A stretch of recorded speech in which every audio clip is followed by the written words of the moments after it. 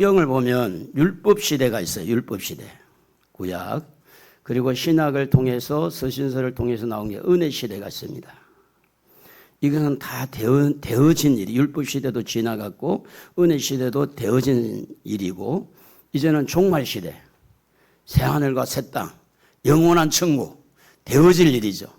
우리는 되어질 일에 관심을 쏟아야 될 뿐만 아니라 우리 인생 삶이 지금까지 다 살아왔잖아요. 살아온 인생은 바꿀 수가 없어요. 살아온 세월보다 앞으로 어떻게 내가 살면서 어떠한 스토리를 써내려갈 것인가. 내가 지금까지 이렇게 성공을 했다 할지라도 지금부터 실패하면 아무것도 아니잖아요. 지금까지 실패했더라도 지금부터 성공하면 되잖아요. 그래서 중요한 거는 뭐냐면 이제 우리가 이 시간까지 우리 나름대로의 태어나면서부터 성장 과정에서 예수를 믿는 과정에서 예수를 믿다가 시험이 오고 시험을 이기고 또 은혜를 받고 하나님 앞에 영광을 돌리는 이런 스토리가 쭉 지금까지 쓰여졌어요. 이건 되어진 일이에요. 근데 앞으로 남은 삶에 있어서 우리가 어떤 스토리를 써내려갈 것인가 하는 건데 그 스토리를 좋은 방향으로 써내려가려면 은혜 받아야 돼요. 은혜 받으면 좋은 방향으로 가게 됩니다. 그런데 은혜를 받지 못하면 안 좋은 방향으로 갈 수밖에 없어요.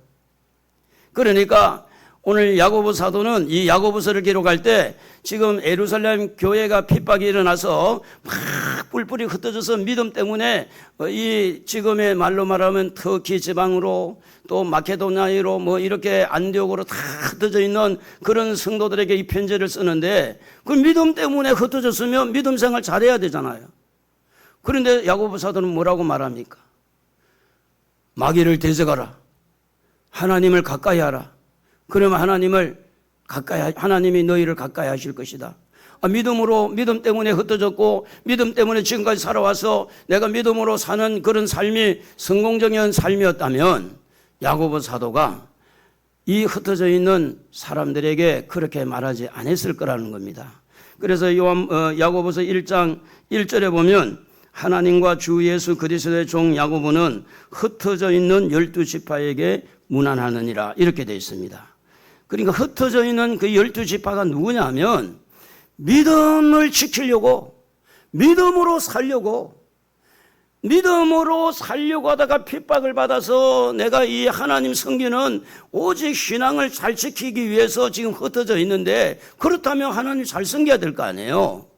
그런데 야고보 사도는 가만히 보니까 아니더라는 거예요. 세월이 지나서 많은 부분에 신앙의 색깔이 옅어지고 많은 부분에 세상적으로 마음이 끌려가고 욕심으로 살고 그 안에는 다툼이 있고 시기가 있고 질투가 있고 그러면서 성도들끼리 어르렁거리고 이런 상황에서 야고보 사도는 다시 한번 그들에게 편지를 쓰는 거예요. 하나님을 가까이 하십시오. 그리하면 하나님이 당신을 가까이 하실 겁니다.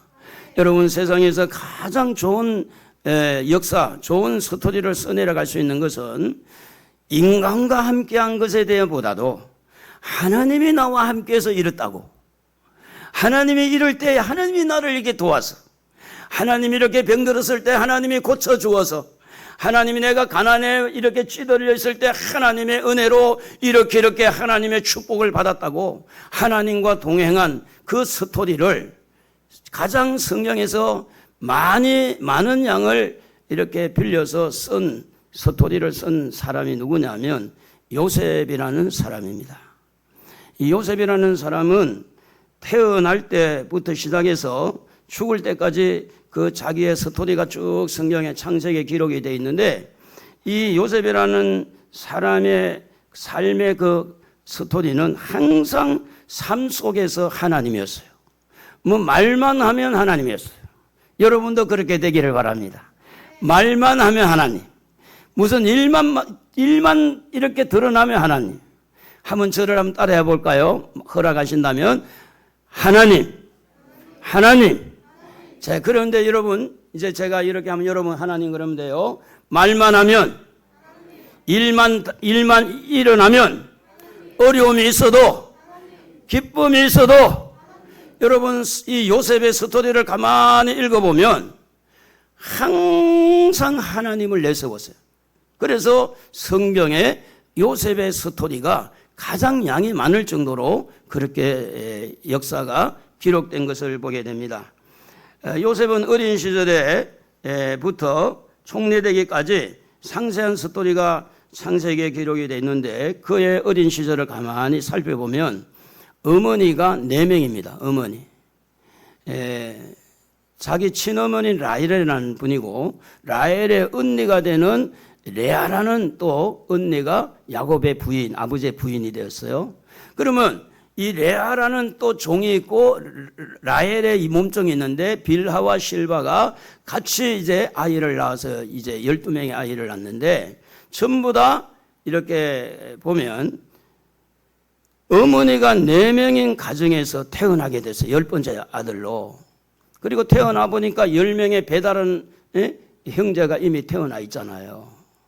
그런데 이제 이 야곱이 자기 동생 베냐민이라고 하는 이 동생을 이 엄마 라헬이 아기를 출산하다가 그 아기는 살았는데 산모는 죽었어요. 그러니까 이제 이 요셉의 어린 시절은 어떻습니까? 어머니의 사랑을 많이 받지 못하고 성장을 한 겁니다. 그래서 요셉의 어머니가 라헬인데 그 태어날 때도 굉장히 어렵게 태어났는데 다른 쪽에 10명의 아이가 낳을 때까지 아기가 없으니까 신랑한테 막 대드는 거예요. 당신 말이지 나보고 애 좀 낳게 해달라고. 그러니까 이제 이 야곱이 신랑이 뭐라고 한번 읽어볼까요? 30장 2절을 다 같이 한번 창세기 30장 2절 읽어봅시다. 같이. 야곱이 라헬에게 성을 내어 이르되 그대를 임신하지 못하게 하시는 이는 하나님이시니 내가 하나님을 대신하겠느냐. 그러니까 이 요셉이 그 어머니가 시집을 와가지고 그냥 임신해서 바로 낳은 아이가 아니라는 거죠. 그 어머니가 기다리던 그 아이, 그 또 남편이 라헬을 제일 사랑했으니까 그 사랑하는 자녀를 기다리는 가운데서 태어났는데 그런데 그 어머니가 동생 낳다가 죽었잖아요. 그러니까 어린 시절은 어렵게 지냈다 이런 이야기를 우리는 읽어내게 되어지는 겁니다. 그래서 이 요셉이 하나님의 은혜로 태어나기는 했는데 하나님이 태문을 열어서 어머니로 하여금 요셉이 태어났지만 그 사랑하는 엄마의 사랑을 많이 받지 못하고 태어난 것 때문에 성장하는 것 때문에 아버지가 노심초사 요셉을 더 많이 사랑하게 됩니다. 그 한 예로 창세기 37장 3절에 보면 다른 여러 아들보다도 그를 더 사랑하여 채색 옷을 지어서 입혔다라고 이야기를 합니다. 그러니까 이것이 굉장히 좀 아버지에게는 이 아이가 엄마 없이 성장하기 때문에 더 사랑하고 더 관심을 갖는 것은 어떻게 보면 잘한 것 같았지만 한쪽에 쏠려 있는 페네를 통해 가지고 형들에게 미움을 받게 됩니다. 그런데다가 이 요셉이 꿈을 꾸어요. 곡식단 꿈이라든지 11별이라든지 해와 달의 꿈을 꾸고 형들에게 막 자랑하는 거예요. 형들아, 나 어제 꿈을 꿨는데 당신들의 단이 나한테 절하더라. 당신들의 별이 나한테 절하더라. 그러면 기분이 팍 상해가지고 이 요셉이 어떻게 보면 우리로 말로만 철이 좀 덜 든 것 같아. 형들이 지금 자기를 미워하고 있는 걸 좀 눈치를 챘으면 꿈을 꾸고 가만히 마음에 간직을 했어야 되는데 요셉은 그러지 못했어요. 있는 대로 다 그냥 오픈하고 다 알려져 버린 거예요.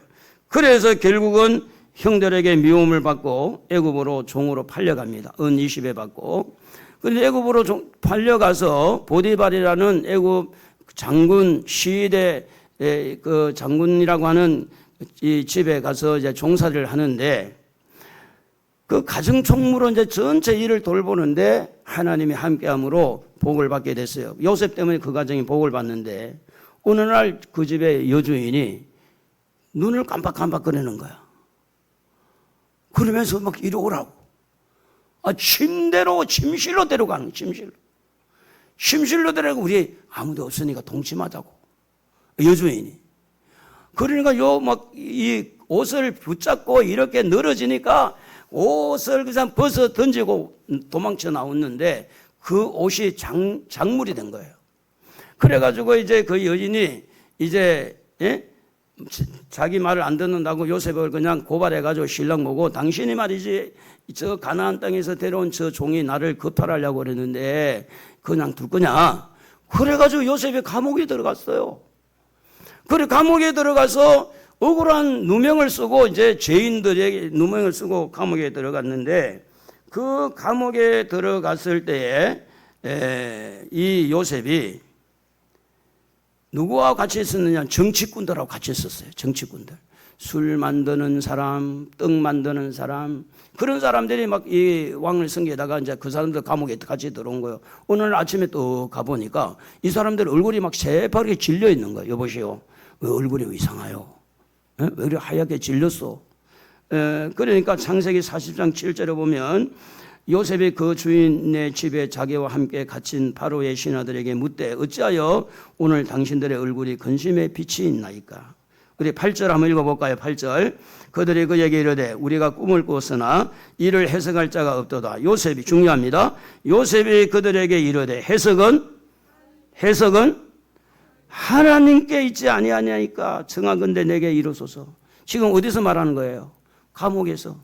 어떤 상태에서? 억울하게 누명을 쓰고 감옥에서 지금 갇혀가지고 억울한 누명을 쓰고 있는데도 불구하고 그는 고난 중에도 누구를 자꾸 이야기합니까? 하나님을 이야기하는 거예요. 지금 요셉의 스토리가 힘들고 어려울 때 그때도 하나님, 유혹을 받았을 때도 어떻게 하나님 앞에 내가 죄를 짓겠습니까 하고 하나님. 그러니까 모든 삶의 이 패턴에서 요셉은 하나님을 자꾸 내세우면서 그 스토리를 만들어 갔다고 하는 겁니다. 그런데 이제 이 꿈을 꾸는데 술 가는 장은 3일 후에 복직이 돼가지고 왕을 섬기게 돼요. 그리고 떡 굽는 가는 장은 3일 후에 목이 잘려 나가는 거죠. 꿈꾼 대로 이제 해석한 대로 된 거예요. 그리고 한 2년이 흘렀어요. 2년이 흘렀는데 이 술군 안정이 뭐 술 맞는다고 바빠서 그런지 하여튼 요셉이 부탁을 했거든요. 당신이 복직이 되거든 내 억울함을 좀 풀어주세요 하고 이야기했는데 이 술 가는 장이 어때 술 맞는다고 이렇게 힘들어서 그랬는지 몰라도 2년 동안 기억을 안 한 거예요. 근데 어느 날 하나님이 바로라는 왕에게 꿈을 줍니다. 이 곡식 소 이렇게 파리한 이 곡식이 막 일어나가지고 살진 곡식을 뜯어먹는 거, 먹어버리는 거, 파리한 소가 이렇게 살진 송아지를 잡아먹는 거, 소를 잡아먹는 이런 꿈을 꾸고 난 다음에 희한하다. 이게 좀 너무 섬뜩한데 이거 꿈을 좀 누가 해몽해 줘야겠다. 여봐라. 지금 있는 사람 똑똑한 사람 다 불러들이라. 근데 해몽이 안 되는 거예요. 그때의 술 가는 장이 딱 머리에 생각나는데 맞아. 꿈 해몽을 내가 잘 해가지고 내가 복직했잖아. 그래 요셉이 생각나가지고 왕이여 내가 지금 이만해서 당신 감옥에 떡 굽는 가는 장과 술 내가 감옥에 들어가 있을 때 꿈을 꿨는데 그 꿈을 해몽한 대로 내가 복직이 되고 떡 만드는 가는 장은 지금 처벌받지 않았습니까? 그러니까 요셉이 꿈을 해몽하는 대로 아주 참 잘합니다. 소개를 했어요. 그러니까 요셉이 그때 이제 감옥에 들어있는데 바로 왕이 불러냅니다. 오라고. 그래서 이 바로에게 부름을 받고 이렇게 꿈을 좀 해몽해달라고 이야기하니까 여러분 읽어봅시다. 이때도 하나님 나와요. 41장 창세기 41장 16절 읽어볼까요? 요셉이 바로에게 대답해 이르되 내가 아니라 하나님께서 바로에게 편안한 대답을 하시리이다.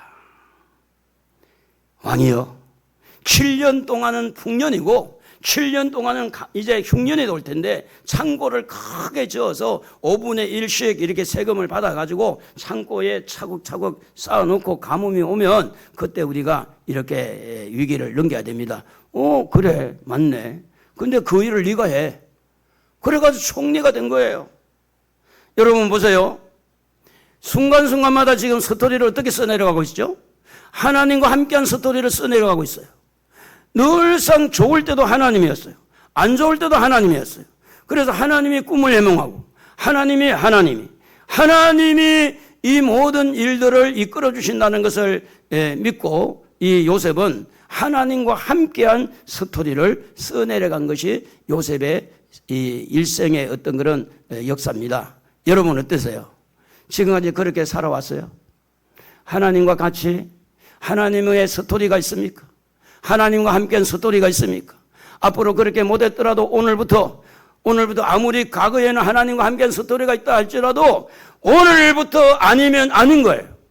과거에 내가 하나님과 함께 스토리가 없더라도 오늘부터 내가 하나님과 함께하는 스토리가 있다면 그건 하나님과 함께하는 스토리가 되는 겁니다. 중요한 것은 뭐냐면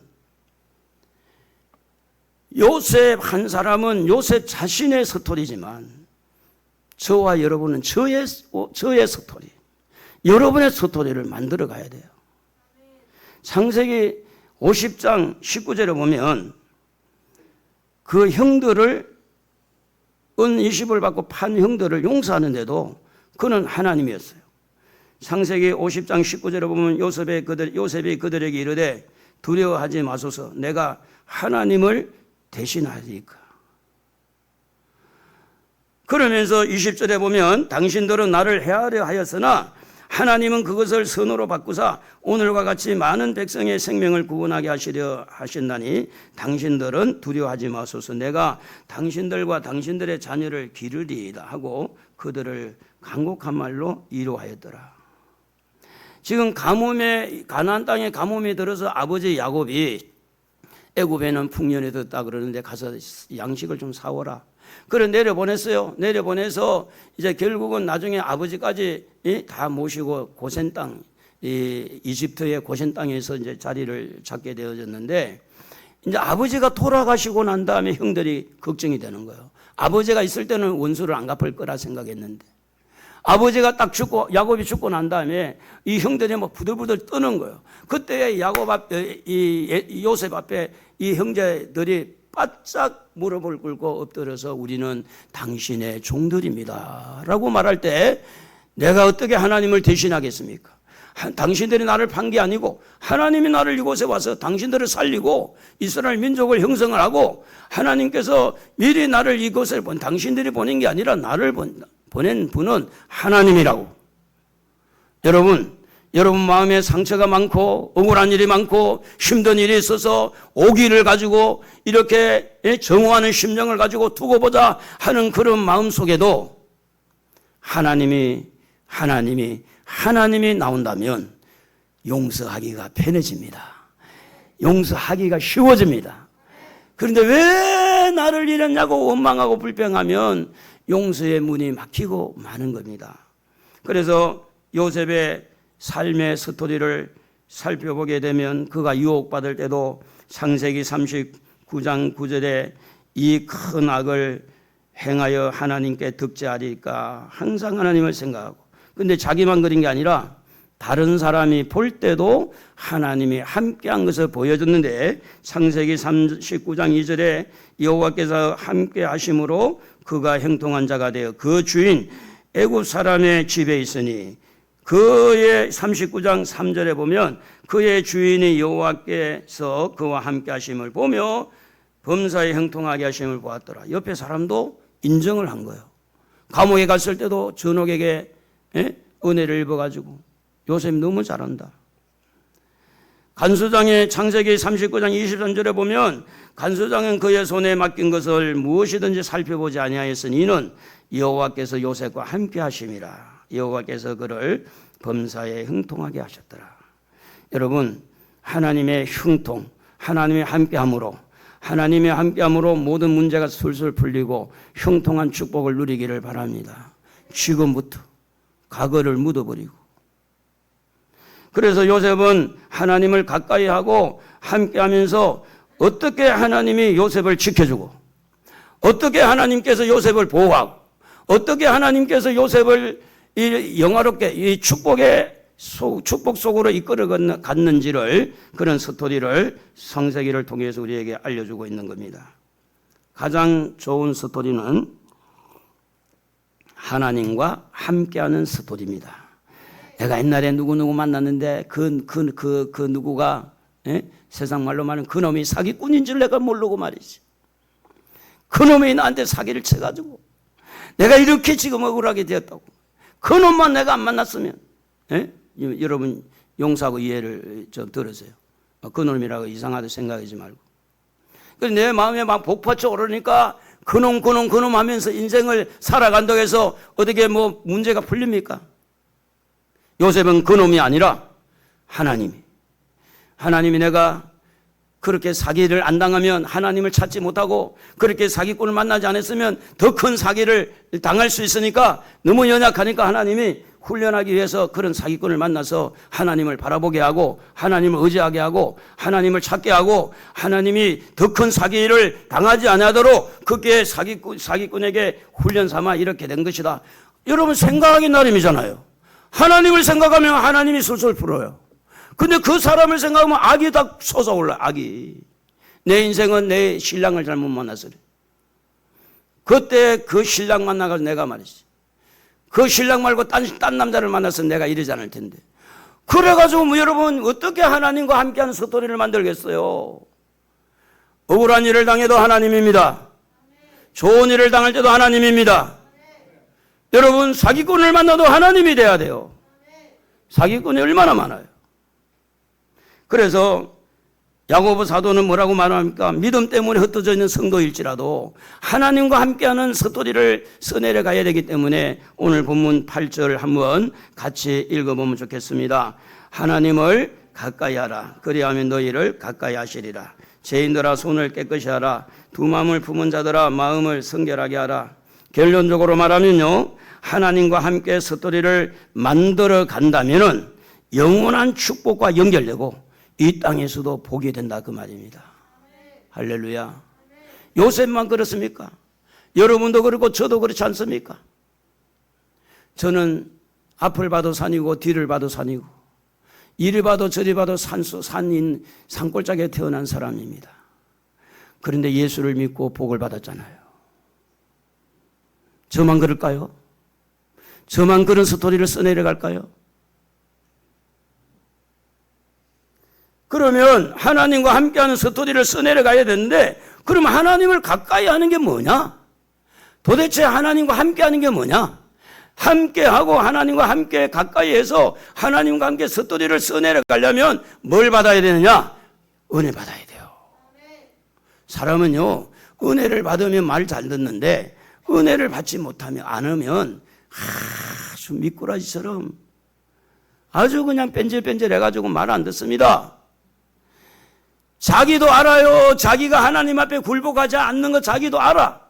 근데 은혜를 받으면은 하나님 앞에 고분고분해져요.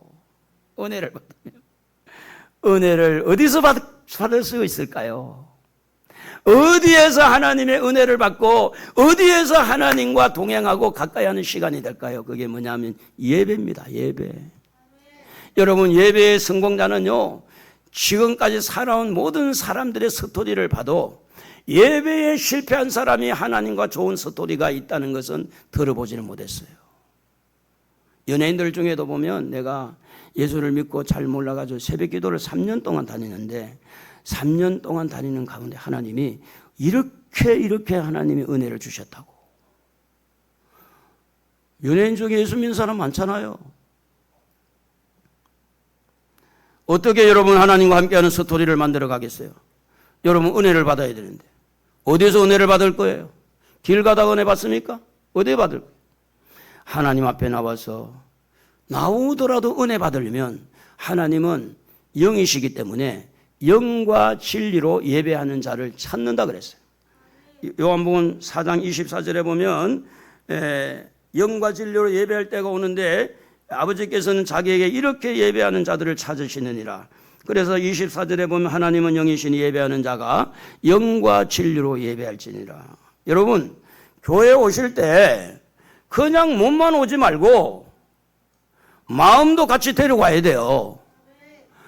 사모하는 마음도 같이 데려와야 돼요. 교회에 앉아있다고 다 예배자가 아니에요. 다 은혜 받는 게 아니에요. 아멘 한다고 다 은혜 받는 자가 아니라니까. 마음도 데리고 오세요. 사모하는 마음도 데리고 오세요. 하나님을 향한 간절한 마음도 데리고 오세요. 정말 영과 진리로 성령의 인도를 받고 말씀으로 이렇게 사모하는 마음을 가지고 하나님 앞에 예배 한 번이요 얼마나 중요한지 몰라요. 예배 한 번이. 제가 이제 동암역에 살았었어요. 동암역 쪽에. 지금 동암장로교회 큰 교회가 됐는데 거기에 옛날에 동암제일교회인가 그랬었는데 거기에서 이제 저 마포에 우리 민영환 목사님 계신 교회에 교단에 뭐 총무도 하시고 훌륭한 어르신인데 제가 주일학교 교사 가고 싶어가지고 아침에 7시에 나가가지고 거기 가면 8시 반 돼요. 근데 교회가 규모가 있고 딱 정해져 놓으니까 누구 한 사람 알아보는 사람도 없고 교사하는 사람도 없는 거예요. 그런데 내가 어느 날 기도하는 건데 내가 하나님의 일을 해야 될 사람인데 이렇게 예배만 드리고 가면 되겠냐. 그렇게 기도하고 작심을 했어요. 이번 주에 가서 목사님 저는 일을 해야 될 사람이라 교사를 하기 위해서 제가 가까운 교회를 가겠습니다 라고 말을 하려고 갔는데요. 너무 은혜를 크게 받은 거야. 말을 했을까요 안 했을까요? 말을 못한 거예요. 그걸 또 다음 주에 이야기해야지 해가지고 가서 여러분 아침 7시에 나서가 차를 3번 타요. 전철 타고 영등포 내려가지고 그 다음에 제가 기억은 잘 안 나는데 또 어디 버스 내려서 마을버스 타고 3번 이렇게 가야 그 교회에 갔어요. 그런데 갈 때마다 은혜를 받는 거예요. 은혜를 받는 거. 근데 그렇게 말을 못한 게 몇 개월 됐는가? 6개월 됐어요. 그런데 이제 6개월 지나고 나서 이대로 가다가는 나 개인의 신앙만을 위해 살겠구나. 이래서는 안 되겠다. 그래서 제가 말씀을 드리고 동암장로교회에 등록을 하고 거기에서 사실은 전도사는 잘 몰랐는데 저는 잘 알았어요. 제가 활동을 좀 많이 했거든요. 너무 좋아가지고 받은 은혜가 있으니까. 부산 내려간다 그러니까 송배를 해주는데 한 20, 30명 모여가지고 제가 총각 집사였잖아요. 오집사 부산 내려가는데 우리 모여야 된다. 그래가지고 송배는 눈물 콧물 성도들도 다 울고 나도 울고. 여러분 하나님의 은혜를 입고요. 하나님과 함께하는 스토리를 만들어 가려면 예배를 드려야 돼요. 예배를 드리되 은혜 받을 수 있는 예배, 영과 진리로 예배를 드리는데 사도행전 2장 46절에 보면 날마다 마음을 같이해서 성전에 모였다 그렇게 나오고 히브리서 10장 25절에 보면 모이기를 패하는 어떤 사람들하고 그런 짝을 누리지 말고 모이기에 힘써라 그렇게 성경은 기록하고 있습니다. 그러므로 여러분 예배 중에 하나님 말씀을 들을 때 은혜가 되고 기도할 때 은혜가 되고 찬양할 때 은혜가 되고 특별히 하나님의 말씀을 붙들고 기도하면 또 응답이 되어지니까 그래서 우리가 하나님을 가까이 하는 것은요 말씀의 스토리가 있어야 돼요. 말씀이 나를 붙들어주고 말씀이 나를 이끌어주는 내 발의 등이 되고 빛이 된다고 했는데 말씀이 나를 장악해서 생각이 많고 여러 가지 감정이 많지만 하나님의 말씀이 나를 이끌어가는 그것이 이 하나님과 함께하는 스토리가 되어야 되는데 이유가 뭐냐면 말씀은 바로 하나님이라 그랬어요. 요한복음 1장 1절에 보면 그렇게 성경은 기록합니다. 뭐라고 그러냐? 하나님은 바로 말씀이라고 그럽니다. 14절에 보면 말씀이 육신이 되어 우리 가운데 가시는 그 예수님이 바로 하나님이신데 은혜와 진리가 충만하다고 그랬어요. 누가복음 24장 32절에 보면 예수님께서 엠마오로 가던 두 제자에게 이렇게 성경을 풀어줄 때 우리 마음이 뜨겁지 않더냐라고 말을 해요. 여러분 말씀 듣는 시간을 소중하게 여겨야 돼요. 말씀이 들려져야 돼요. 그래서 말씀을 들으면서 은혜를 받고 그 은혜를 가지고 내가 삶 속에서 하나님과 함께하면서 스토리를 써내려가는 것이 하나님이 이렇게 나를 이끌어주는구나. 그게 내 인생의 스토리를 만들어가야 뭔가 책자도 낼 수 있고 제 동기 목사님이 은퇴를 하고 책을 하나 냈어요. 쭉 목차를 읽어보니까 뭐 태어날 때부터 막 어떻게 한 건 아주 중요한 이야기가 정말 스토리가 많았어요. 건축하고 어떻게 어려움을 당했었고 어떻게 했고 전부 스토리가 있는데 그걸 보니까 나도 책을 쓸 수 있겠다 생각이 들더라고. 왜냐하면 그거보다 나는 더 사연이 많으니까. 나는 산전수전을 다 경험했으니까. 여러분, 말씀을 들으면서 그 말씀에 지배받으시기를 바랍니다. 말씀 따라가시기를 바랍니다. 말씀을 믿고 힘을 내시기를 바랍니다. 하나님의 말씀은 여러분에게 살았고 운동력이 있어서 여러분의 마음을 힘을 실어주고 일어나게 하시는 겁니다. 그래서 세상에 어떤 것도 다 사라지지만 이사야 40장 8절에 보면 풀은 마르고 꽃은 시드나 하나님의 말씀은 영원히 서리라. 히브리서 4장 12절에 하나님의 말씀은 살아있고 그랬어요. 요한복음 6장 63절에 살리는 것은 영이라고 그랬어요. 내가 너희에게 이런 말은 영이요 생명이라 그랬습니다. 오늘 여러분 살아나려면 말씀 들어야 됩니다. 말씀 읽어야 됩니다. 그래서 요한계시록 1장 3절에 보면 이 예언의 말씀을 읽는 자와 듣는 자와 그 가운데 기록한 것을 지키는 자들이 뭐가 있다고요? 복이 있다고 그랬어요. 지금 여러분 아까도 서두에 말씀을 드린 율법 시대 지났잖아요. 지금 은혜 시대 지났잖아요. 이제 종말 시대잖아요. 되어진 일들보다는 되어질 일에 우리는 관심을 가질 수밖에 없어요. 그래서 유럽 공동체라든지 공산주의가 어떻게 지금 세계를 경제적으로 누가 이렇게 통합을 시켜가지고 666 숫자를 발행하고 이렇게 지금 환란의 어떤 시작이 어떤 방향으로 일어나는가, 목사는 그것을 눈여겨보는 거예요. 뉴스를 봐도 그냥 보는 게 아닙니다. 어떻게 지금 되어지는 것인지, 앞으로 세상이 어떻게 될 것인지, 하늘에서 별이 3분의 1이 떨어지는데 그 별은 목사들이 그렇게 3분의 1이 완전히 음란의 거짓 선지자가 떨어지는 거예요. 공산주의 좋아하는 목사 많잖아요. 솔직하게 말하면. 공산주의 좋아하는 성도들 많잖아요. 제가 공산주의 소리만 안 질렀어도 교인들이 안 나갔지. 제가 기도하면서 그렇게 하나님, 제가 그 이야기에서 호되게 지금 대가를 치르고 있다고 제가 눈물을 흘리면서 기도하고 있어요.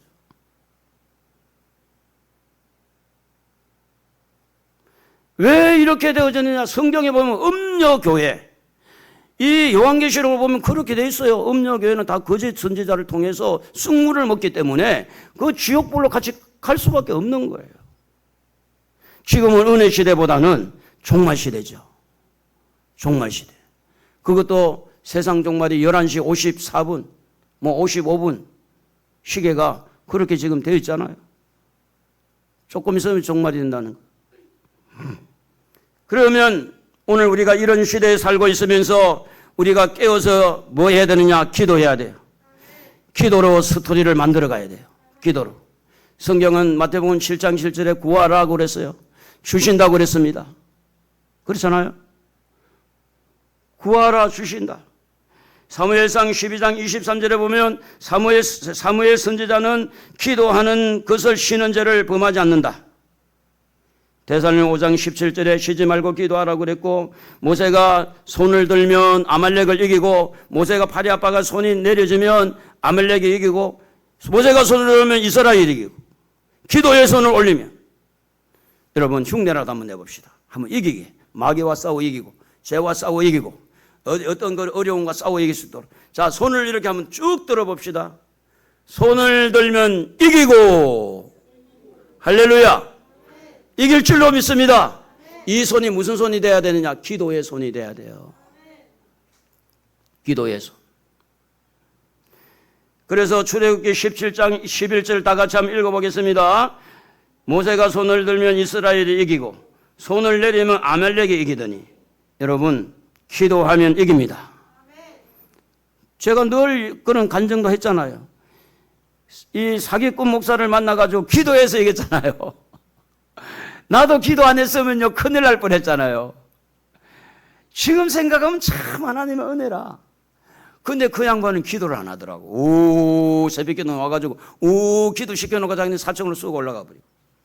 그래서 저는 눈물을 흘며 기도했잖아요. 사기꾼 목사. 그분이 저한테 이야기를 어디까지 이야기했느냐? 목사님, 제가요 앞으로 중국 위에다가 인공위성을 띄워 올려가지고 전 세계 자기가 복음을 전하는 사람이 될 거예요. 물론 제가 이제 그래 쏘은 것도 제 잘못이지만, 그러나 그 가운데서 하나님이 지켜주신 것이 복이잖아요. 할렐루야. 여러분, 기도를 포기하지 마시기 바랍니다. 기도는 힘을 써야 됩니다. 그냥 기도가 아닙니다. 은혜 받아야 기도가 됩니다. 그래서 야고보서 4장 2절에 보면 너희는 욕심을 내어도 얻지 못하며 살인하며 시기하여도 능히 취하지 못함으로 다투고 싸우는도다. 이게 믿음의 사람입니까? 세상에 믿는 사람들끼리 다투고 싸우고 말이지. 너희가 구하지 얻지 못하면 구하지 아니하기 때문이다. 이들이 믿음 시작할 때는 기도 정말 잘했는데, 그런데 야고보 사도가 성경을 기록할 편지를 쓸 이 시점에는 믿음 때문에 흩어진 사람이지만 기도 안 했다 그 말이에요. 기도를 해도 정욕으로 쓰려고 세상 것만 기도한 것, 세상 것만. 돈 주시옵소서. 돈. 예? 돈에 그냥 폭삭 파묻혀가지고 죽으려고 돈. 여러분, 돈은요 먹을 만큼 있으면, 성경 그렇게 말합니다. 우리가 먹을 게 있고 입을 게 있으면 그냥 족한 줄 사는 게 그게 지혜로운 거지. 할렐루야. 결국은 사기꾼이 누구를 타겟으로 삼아요? 돈 하는 사람에게 사기를 치는 거 아닙니까? 기도 속에 하나님의 뜻이 있어요. 나의 원대로 하지 마시고 예수님이 기도했잖아요. 전도하면서 스토리가 만들어지고 회개하면서 스토리가 만들어집니다. 중요한 것은 여러분, 하나님 앞에 은혜 받는 일에 동참하기를 바랍니다.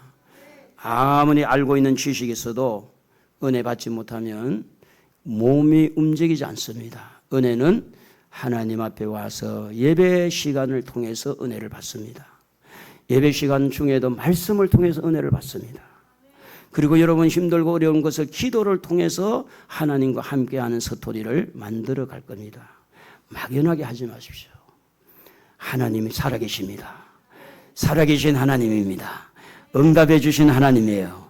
그 하나님과 함께 하시기를 바랍니다.